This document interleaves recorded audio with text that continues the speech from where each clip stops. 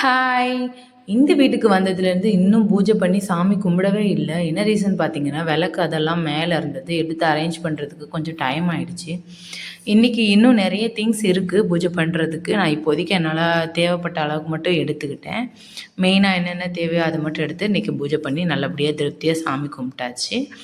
அப்புறம் வந்துட்டு இன்னைக்கு டின்னருக்கு சிம்பிளா வந்துட்டு ரெடி பண்ணலாம் அப்படின்னு தோசை மாவு வித்துட்டு வந்தாங்க. சரி அவங்க கிட்ட இருந்து தோசை மாவு கொஞ்சம் வாங்கிட்டு தோசை போட்டு சட்னி வைக்கலாம் அப்படின்னு ரெடி பண்ணி செய்ய செய்ய ஸ்டார்ட் பண்ணிட்டேன். சட்னி வந்து சிம்பிளாக தான் பண்ணேன். எனக்கு ரொம்ப பிடிச்சிருந்துச்சி. என்னது உரிச்ச கடலை, தேங்காய், கொஞ்சமாக புளி, கொஞ்சமாக சால்ட்டு, 3 பச்சை மிளகா மட்டும்தான் போட்டேன். நீங்கள் எப்போயாவது போர் அடிக்கும்போது இந்த மாதிரி சிம்பிளாக ட்ரை பண்ணி பாருங்கள். டேஸ்ட் அல்டிமேட்டாக இருந்துச்சு.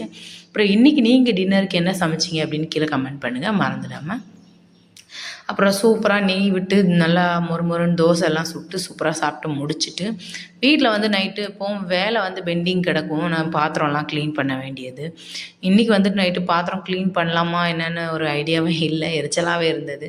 சரி மார்னிங் க்ளீன் பண்ணிக்கலாம் அப்படின்னு எல்லாத்தையும் பாத்திரத்தெல்லாம் போட்டுட்டு மற்றபடி அடுப்பு எல்லாம் க்ளீன் பண்ணிட்டேன். பால்காரரும் வந்துட்டார். அதோட பாலும் வாங்கி வச்சுட்டு கிச்சனே நல்லா சுத்தமாக கூட்டி விட்டுட்டு என்னோடய வேலை முடிஞ்சு கொஞ்சம் ஃப்ரீ ஆகிட்டேன். அப்புறம் என்னோடய வீடியோ பிடிச்சிருந்தால் லைக் பண்ணுங்கள், ஷேர் பண்ணுங்கள், சப்ஸ்கிரைப் பண்ணுங்கள். சப்ஸ்கிரைப் பண்ணி சப்போர்ட் பண்ணுங்கள். தேங்க்யூ.